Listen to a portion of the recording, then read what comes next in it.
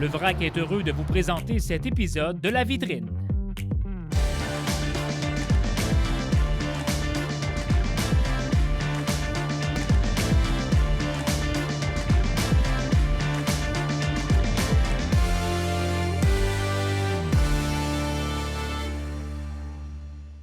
Bonjour et bon milieu de semaine, bienvenue à La Vitrine. Encore une fois, c'est un plaisir pour mon équipe et moi de vous retrouver en ce mercredi après-midi. On ne sera pas seul puisque Frédéric Roussel de Rivière-du-Loup en spectacle vient nous parler des prochaines productions scéniques qui s'arrêteront dans la région et qui seront présentées sur l'une des 3 scènes de l'organisme culturel, mais aussi pour nous parler des projets en développement auprès du diffuseur. Alors, on l'accueille à l'instant. Frédéric, bon après-midi à toi. Bonjour Michel, bon après-midi. Alors, Frédéric, grosse saison, on peut dire ça pour 2022-2023, grosse année en fait.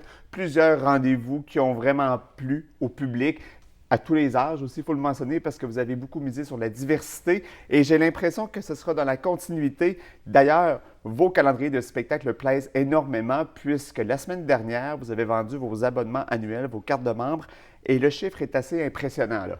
Déjà, on a augmenté de 50 la quantité globale. On avait 354 à vendre et c'est disparu en l'espace de 3h30.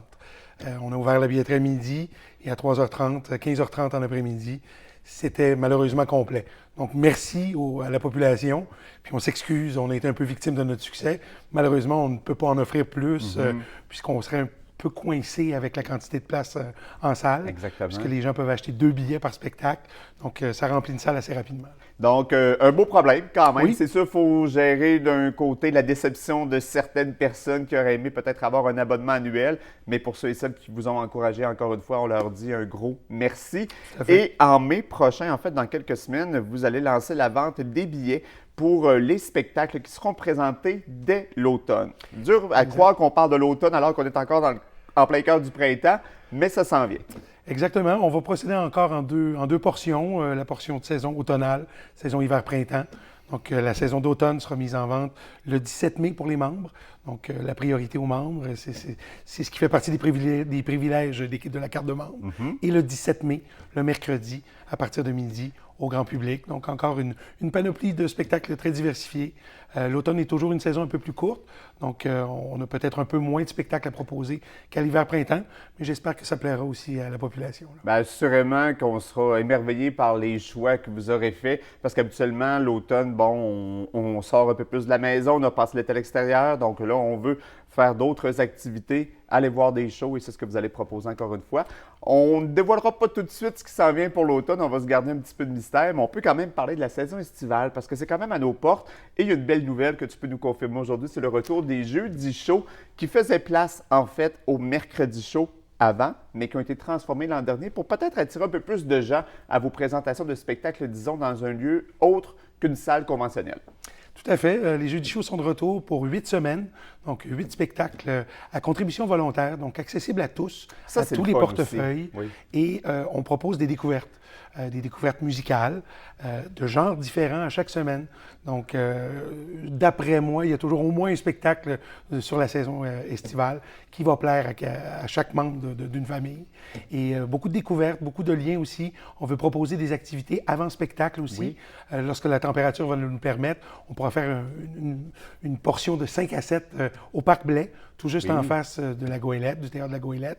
Et si, bien sûr, la température ne le permet pas, on devrait installer nos pénates au Café culturel qui va s'installer très bientôt. Là. En fait, ils sont à l'ancien chalet de la Côte-des-Bains, en fait. Non, en fait, le petit café culturel du 2e étage de la Maison de la Culture. Ah, OK, mon Dieu, excuse-moi, je me mélange. Là. En fait, j'ai peut-être pas le bon terme, mais la Ville a l'intention d'ouvrir un café et donner accès à la salle Bon Pasteur à ceux qui veulent répéter, monter un spectacle, donc la rendre plus accessible.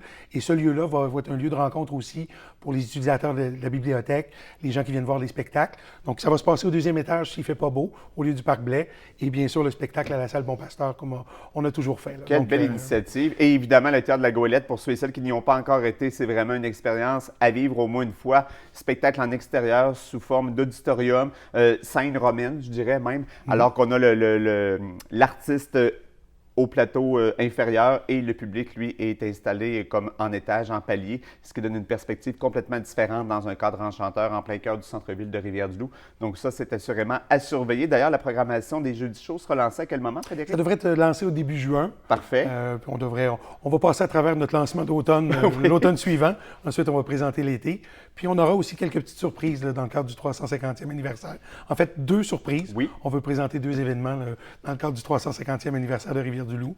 2 trucs un peu particuliers qui vont sortir un peu les gens de l'ordinaire et leur faire découvrir encore là de nouveaux arts de la scène. Là. Alors évidemment, c'est à surveiller. Et pour ce faire, on s'abonne à la page Facebook RDL en spectacle. On visite également le rdlenspectacle.com.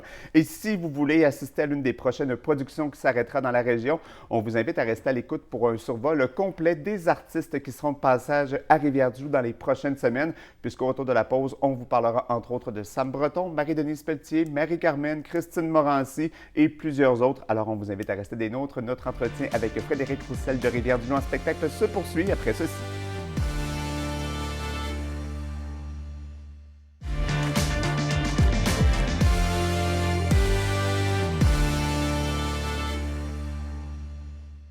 Nous sommes de retour à la vitrine pour vous proposer un survol des prochains artistes qui s'arrêteront à Rivière-du-Loup. Et il y a plusieurs grands noms de la scène qui assurément vous feront vivre des moments inoubliables, que ce soit sur l'une des 3 scènes de Rivière-du-Loup en spectacle. Et on en parle avec Frédéric Roussel. Alors Frédéric, quelques semaines de présentation encore avant votre lancement estival pour les Jeudis chauds et aussi pour le dévoilement de la programmation d'automne. Et ce vendredi, eh bien, c'est Sam Breton qui sera en spectacle chez nous. Évidemment, on s'en doute, c'est complet, mais pour ceux-ci qui ont des billets, c'est un show à voir. À ne pas oublier surtout. En fait, c'est sa 3e visite. On l'a reçu avec un spectacle hybride pendant la pandémie. Oui. Il est venu une première fois avec Au pic et à l'appel, et on le présente en supplémentaire cette année à la demande générale. Et je crois qu'on a bien fait puisque c'est encore complet pour une 2e fois. Et je crois que les gens, pour avoir vu la première édition, je vous garantis que c'est rire assuré et larmes potentielles aussi. Puisque, non, pas au niveau émotif, mais plutôt au niveau de rire en pleurer, exact.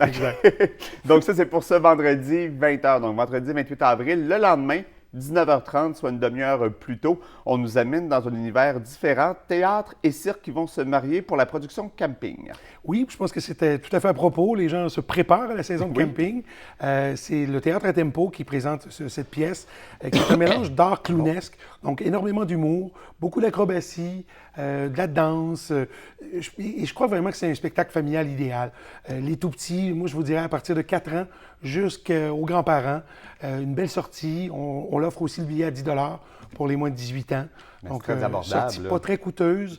Puis vraiment un plaisir garanti. Là. Exactement. Ça semble une production très colorée de ce que l'on voit à l'écran là, avec la bande-annonce de cette production que tu nous as fait suivre, Frédéric, pour que l'on puisse diffuser quelques images et donner envie aux gens d'y assister. Donc ça, c'est ce samedi 29 avril, 19h30. Il reste des billets. Si vous avez moins de 18 ans, ça ne vous coûte que 10 $ pour assister à un spectacle de grande qualité. C'est à noter. Le 3 mai prochain, c'est la comédienne Sophie Cadieux qui sera sur la scène du Centre culturel Berger de Rivière-du-Loup pour présenter Féministes pour hommes.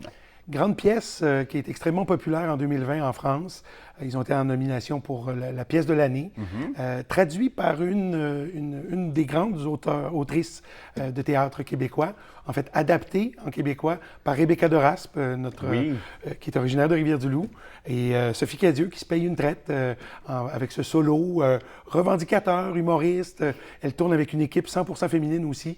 Donc derrière et devant le rideau, un spectacle féministe à 100%. Et je crois que ce sera à ne pas manquer. Encore là, la série théâtre est accessible à 10 $ pour les moins de 18 ans.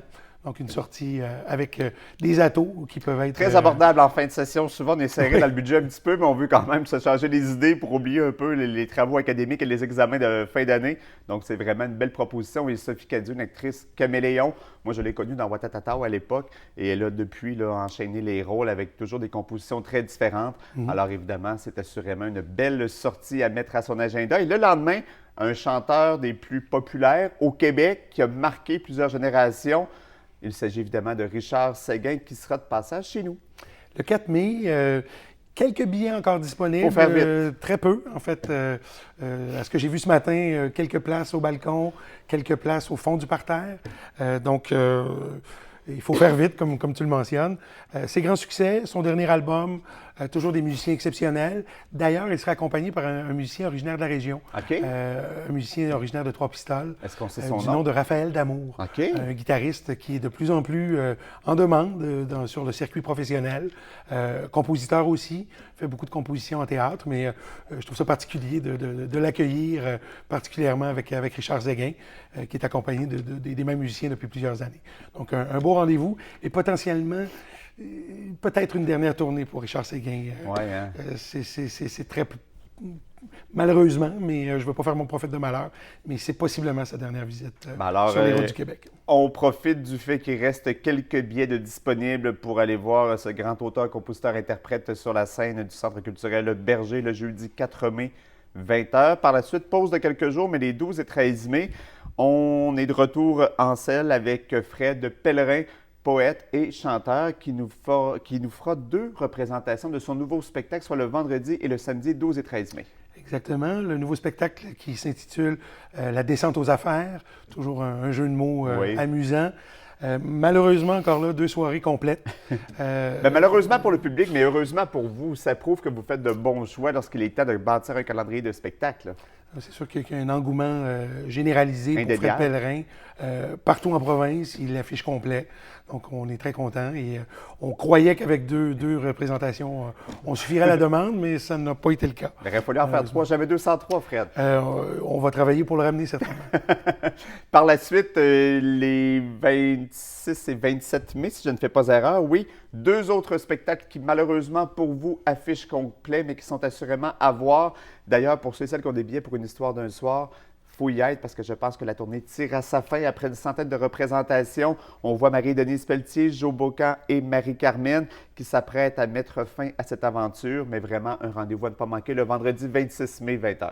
On a réussi à les convaincre de revenir dans la région, puisqu'ils ont fait une prestation à Rimouski. Récemment, ils ont fait une version symphonique avec l'OSQ à Québec. Donc, on a réussi à les attraper en fin de tournée. Donc, comme tu le mentionnes, Michel, ce sera définitivement la fin de la tournée là, à la fin de la saison. Nostalgique, c'est le rendez-vous à être. Donc, pour ceux et celles qui ont des billets, n'oubliez pas d'y assister vendredi 26 mai, 20h. Frédéric, c'est déjà tout, mais merci beaucoup de ta présence aujourd'hui. Il faut mentionner que le lendemain, c'est Christine Morancy, mais encore là, c'est complet. Donc, pour ceux et celles qui ont des billets, soyez du rendez-vous. Pour les autres, meilleure chance la prochaine fois. Merci de ta présence aujourd'hui à la maison. Merci d'avoir été du rendez-vous encore une fois. Toujours un bonheur d'accompagner chacun de vos après-midi en semaine. Et on remet ça demain, 15h. Salut!